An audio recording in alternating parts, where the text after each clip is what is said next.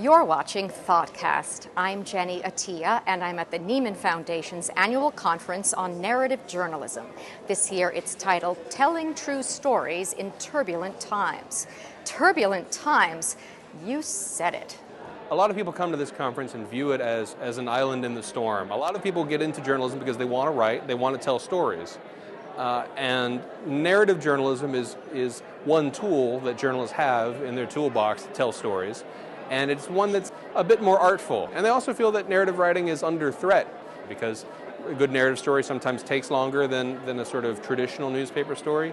And in these times of economic stress, the things that take longer are often the things that end up getting cut from the budget.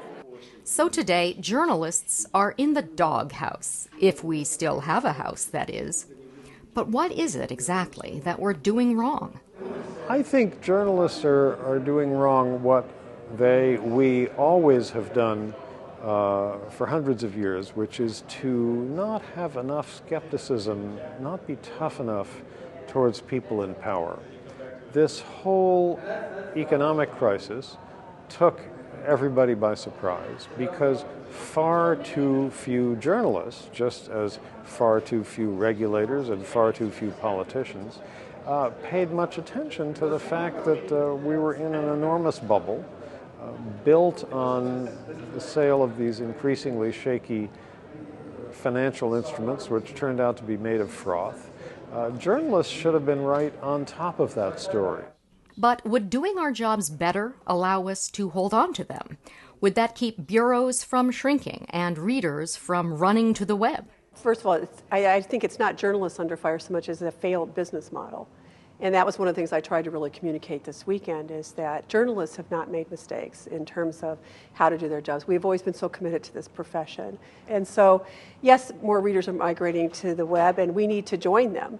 Now we just need to figure out how to make that profitable. So is there a way to convince people to pay for media that they now get for free? Well, that's the question, isn't it? And we made a mistake in this profession. The business managers made a mistake in giving the online content for free. I'm not sure how that's going to be resolved. There's been some discussion that perhaps the only way that's going to solve it is for all the newspapers to join in an agreement that everyone's going to start charging for online content. Change is coming.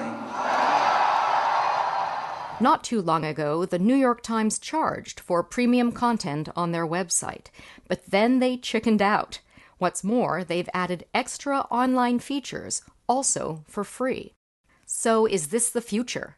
And if so, how does online storytelling stack up?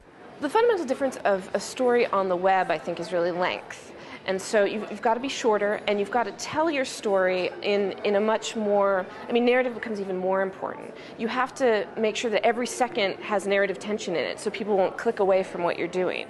So the craft of narrative is really important. You have to tease people in the first 15 seconds to make something work.